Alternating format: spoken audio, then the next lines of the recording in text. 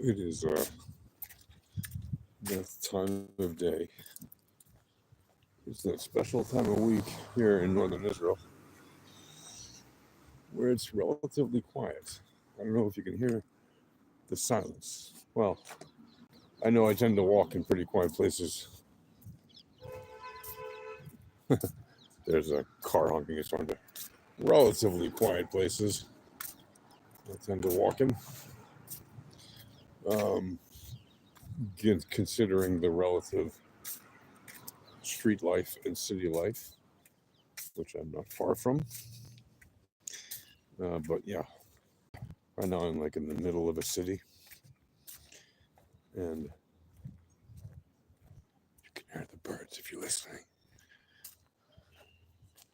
Hear that? So, what do I want to talk to you about? It is that special time of day and special time of week, right before the Shabbat, or the Sabbath on the Jewish calendar, which marks the time from Friday evening till Saturday evening. But that's actually not what this video is about. This video is about the House of Crypto. What is the House of Crypto, you must be wondering. The House of Crypto is a colloquialism to describe the cryptosphere, which some people still to this day in 2025 consider to be a scam. I find that hilarious because yes, there are scams in crypto. 100% there are. Absolutely scams in crypto. And you know what? There are scams in fiat currency too. Many of them. In fact, there are far more scams in fiat currency than there are in crypto. Do you know why? Because everyone uses fiat. And it's a lot easier to scam people in fiat because everyone and their grandmother knows how to use fiat. Try getting a grandmother to use crypto. It's not that easy. Most of them don't have the wherewithal to understand how to turn on, a computer and enter various applications by themselves. Even if they did it at work for 20 or 30 years, the computers they used 20, 30, 40 years ago were quite different than the ones they're using today. And if they haven't touched a computer since the 90s or before, right, then it can be quite a different experience. And if they never touched a computer, then it's an entirely different experience than anything they're used to. And just generally speaking, people have been using state-sponsored or state-issued or state-backed currencies forever, right? Since money was invented, as a thing that the king would put his face on, right? On coins and then on bills. This crypto thing is relatively new as a concept. Yes, it goes back to the 1970s in terms of the development of different trees and something like that. Multi-databases or multi-verification databases and all these kind of things. But the actual adoption at any scale of significance beyond like airline loyalty points, really nothing of any sort like Bitcoin ever happened until Bitcoin. And so really that is the thing that matters in terms of measuring the beginning of the ecosystem of any significance. By the way, you can hear cars driving by once in a while here, but it's that time of day when people are getting ready for Shabbat. So a lot of people are at home preparing meals or getting ready to go to synagogue. Some have already are already on their way or have gone to synagogue or shul, if they can say it, whatever you want to call it, for Friday evening prayers before they go home to have their Friday Shabbat dinner. So that's why it's relatively quiet right now. People take their Fridays here very seriously. They like to relax or prepare for a big meal or both. And some go pray and some don't. It's very interesting. I mean, there are a lot of cultures where people do this, right? It's just that time of week where it's like quiet, and I love it. Um, Mostly because normally, yeah, and I like that part too about Israel. Life here is very um, for the living. Let's just say, life is very dynamic here. There's a lot of energy, and it's always been a very young country. Right? There's always like a lot of young adults and a bunch of kids running around the country, and that's great. And so there's a very young energy, always youthful, shall we say, energy to living in Israel, even if you're a graying old fogey or a fully grayed old fogey. Israel is very dynamic and energetic and youthful, which is wonderful in many ways. At the same time, that also means that when you have a quiet moment like now, it's really special. So it's that time of week when you have that little special couple of hours. It's kind of cool. Anyway, so back to crypto. So the house of crypto is this concept, this idea in people's heads that crypto is a scam, 100% top to bottom, doesn't matter what. Some people will say, oh, okay, I understand Bitcoin's a little bit different, but the rest of it I don't trust at all. They tell you, I've seen it on Reddit, I've read all about it, I've heard all about it, I've spoken with people. They will very rarely give you actual evidence as to why they think it's a scam. And usually it's because they've been programmed and influenced by other people who tell them it's a scam. And those other people have reasons to tell them that, like either they got scammed, or more likely, they fear it because it threatens their financial interests. You got to remember, crypto does, in fact, present a threat to the fiat world. Like, there's no doubt about that, right? The fiat world depends on suckers buying in to the concept of fiat currency, right?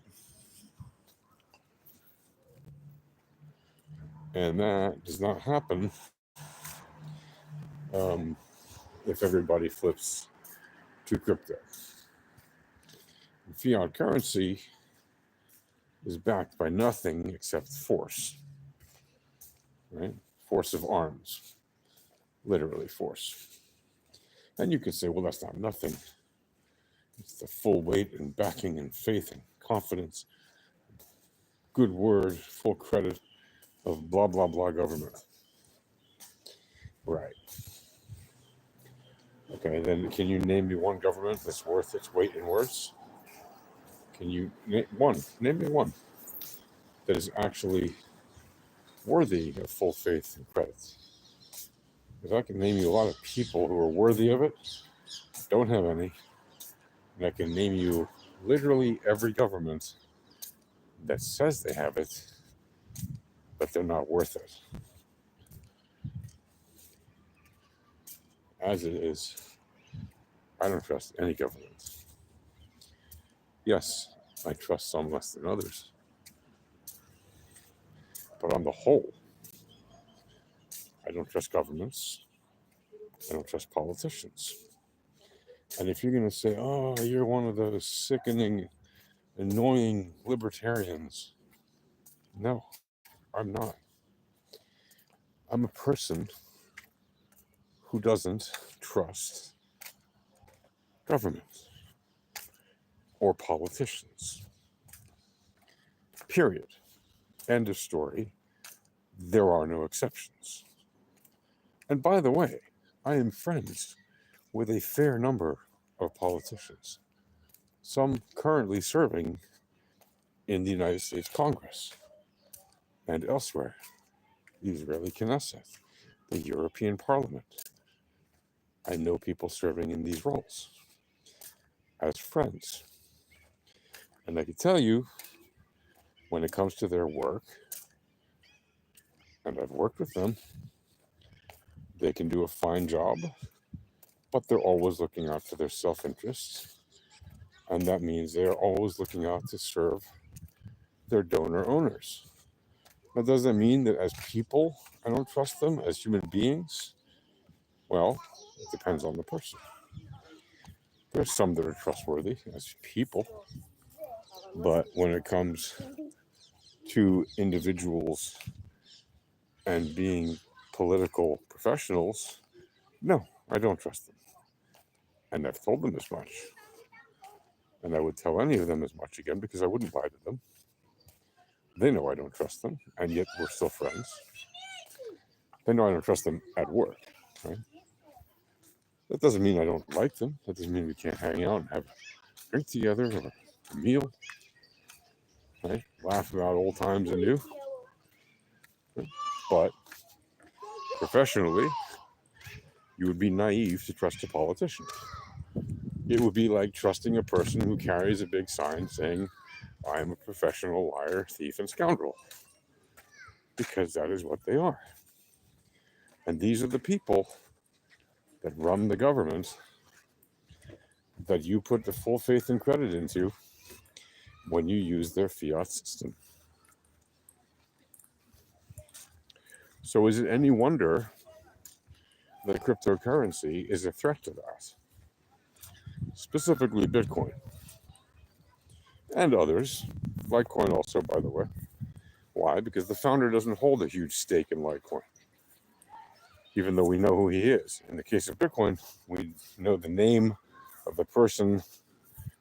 We know the name used by the person who invented it. We don't know if it's a real name or not. We don't know if that person is real or not. We don't know if it's a group of people or whatever. We don't know if that person or those people are still even alive. We know nothing.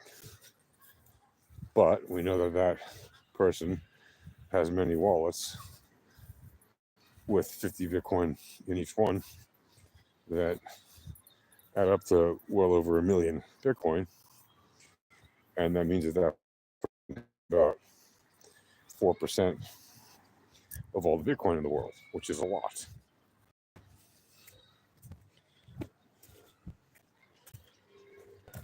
In the case of Litecoin, we know who the founder is, but the founder stepped away from holding a lot of it and may have a few here and there, small amounts relatively, but made his fortune selling it out the top in 2017.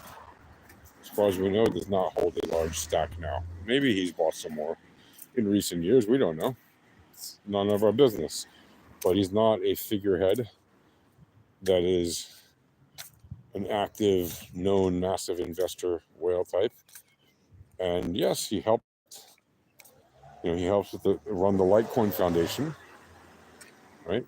And he helped with the development of Litecoin for some years, even after its all-time highs back in 2017. But it is basically a well-distributed, decentralized technology, just like Bitcoin, and it serves its purpose. Personally, I think it's highly undervalued. That's my belief. But I find it very fascinating that, frankly, similar to flat earthers, or flurfers, people who hate on crypto have very much similar opinions in the way they pronounce their dislike of the thing. I'm not saying that people who don't like crypto believe in the flat earth. I'm sure there are some, but that's not the point. Right? I'm sure it's true the other way too. I'm sure there's plenty of Bitcoiners who believe in plenty, but a small number of Bitcoiners who probably believe in the flat earth, which is insane because Hello, it uses satellites and stuff. It doesn't have to, but it does, right? But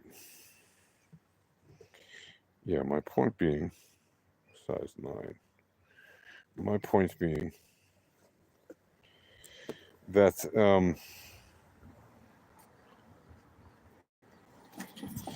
people who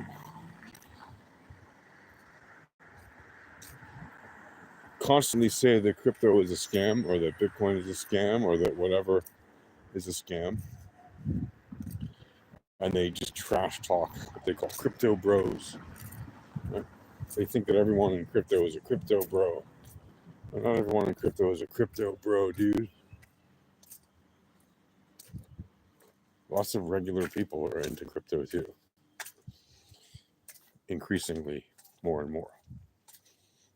Every day. Little bits at a time. And they're not all scammers. And they're not all about to get scammed. Are there scams in crypto? Yes.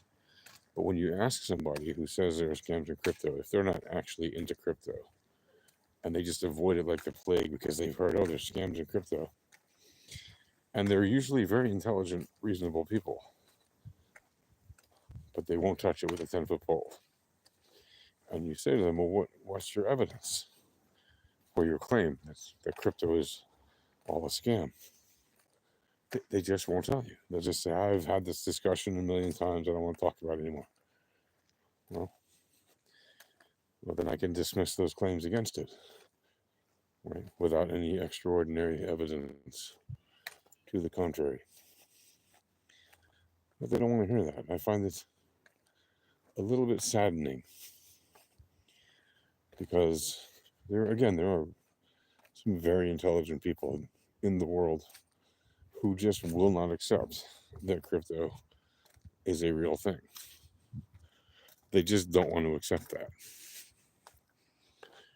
Yes, the hills in the evening, the hills in the evening, as we gaze up upon the stars, billions and billions of them in our galaxy alone. A little bit of Carl Sagan. What a great man he was. Yeah, so it is interesting that in 2025 we still have an ecosystem that is nascent and growing, and yet is still constantly in doubt by many of the same people that always say to, like, flurfers, where's your evidence? And yet they don't present you with evidence when you challenge them about crypto.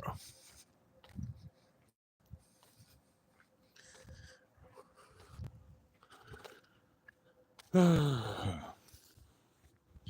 know, I ask people that I know, care about. You say that you've heard or you've seen crypto's a scam, and it's not like we can't find claims on the web. We know there are real legit scams. I mean, there are even non quote unquote scams that are very scammy in the nicest way you could possibly describe them, right? Or at the very least shady or manipulative or whatever you want to call it, right? They're get rich quick schemes, right? You don't have to be a genius to read what's been happening recently and know that that is a thing. But at the same time, you also don't just have to be naive to just believe that just because you saw it in one place, or you heard about one thing that is in fact bad, or even you heard about 1,000 things that are in fact bad, that the other, 1,000 amazing things about it are not. But there is this thing in human psychology where if people are in groupthink, then they are going to behave like that, whether it's logical and rational or not. Groupthink is groupthink, right? They're going to behave in certain ways that they believe is in their interest, even when they know that if they look in the mirror and are honest with themselves, they know that they haven't actually done the research. They've been influenced by people, and very often they don't even realize that they've been influenced. They think they've come to a rational decision on their own without actually having put in the effort. They've read some headlines from a quote unquote trusted source, like a big newspaper or a big TV outlet, whatever it might be. They heard a thing on NPR, they feel intellectual about it, whatever it might be, it doesn't matter. They spoke with somebody, they spoke with a rich person, and that rich person told them it's a scam. Avoid that. And well, that rich person is rich, so they must know all about money, right? Well, it turns out rich people don't all know about money. And not all rich people are really smart when it comes to all things money. And even people who are deeply into tech can miscomprehend what crypto is about. And in fact, many, if not most, do still miscomprehend what it's about. And they think it's a joke, right? They think it's a scam and a joke. They think they know better because they work in tech, so they have serious jobs. Okay. Let me remind you that if you'd put in $10 into crypto back in 2009, when it didn't even cost you a penny, if you managed to buy $10 worth of crypto and you'd acquired 10,000, 20,000, 100,000 Bitcoins, and you would have just held on to them until now, you'd have hundreds of millions of dollars, if not billions of dollars, for a $10 investment. How many jobs at tech companies could you have had in 2009 that you'd be a multi-hundred millionaire or billionaire by now? Think about it. Unless you were a well-heeled investor already, who already had millions, let's say like an Elon Musk, right? Or you were some smart kid who came from a pretty well-to-do or, successful upper middle class family, like Mark Zuckerberg or something, and you had access to very smart people and capital because of your Harvard connections. How many people could easily have turned $10 into hundreds of millions or billions in the last 16 years? And the answer is nobody could have. In fact, even they didn't spend only $10 to do it. Right? Like, sure, they may have tremendous amounts of capital now, right? But they didn't start poor. And they didn't put only 10 or 20 bucks into it and just hold on to it while they just kept working a regular job and then one day open up their wallet to realize it's worth hundreds of millions of dollars. There's literally no jobs in tech that could say that they could have done that since 2009 until now. Right? Which means it's not a joke, and it's better than most tech jobs, if not all tech jobs, and it has delivered that performance for 16 years. Not only that, 16 years is a good chunk of time in a person's career, right? Most people work 30, 40 years, that's it. Some work even less, right? Depending on what kind of jobs, etc. If you could have made in 16 years, which is about half the time, or a little bit more, a little bit less than half the time of a 40-year career, a little bit more than half the time of a 30-year career. If you could have invested $10 into Bitcoin 15 years ago, or if you did invest $10 in Bitcoin 15 years ago, by now you would have been retired probably years ago, right? And just living off of your Bitcoin gains. Hopefully.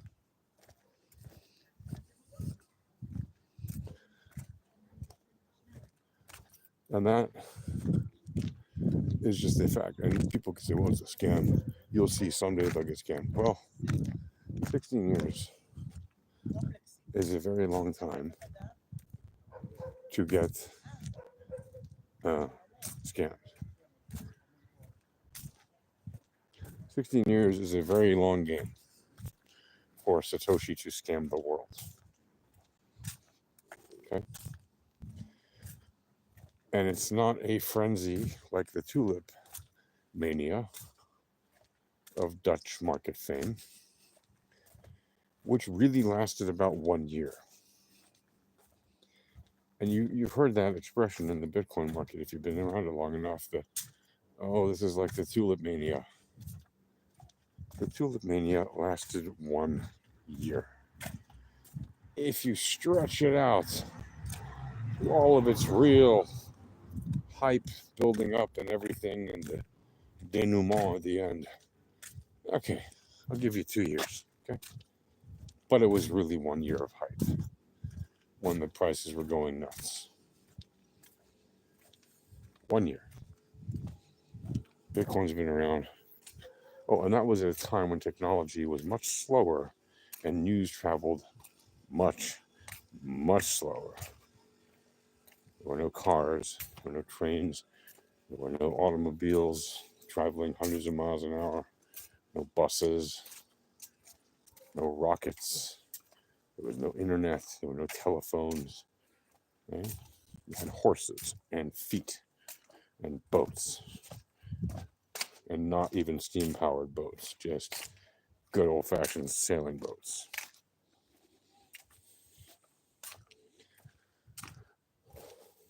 And that lasted 1 year. Bitcoin, in an age of technology, with light speed information traveling from end to end around the world in less than a second, 16 years and going. That's all I'm going to say for now. See you guys in the Alpha Trading live stream. It starts at 11 a.m. U.S. Eastern Time. Check it out, alphatradinghq.com/Discord. Peace out.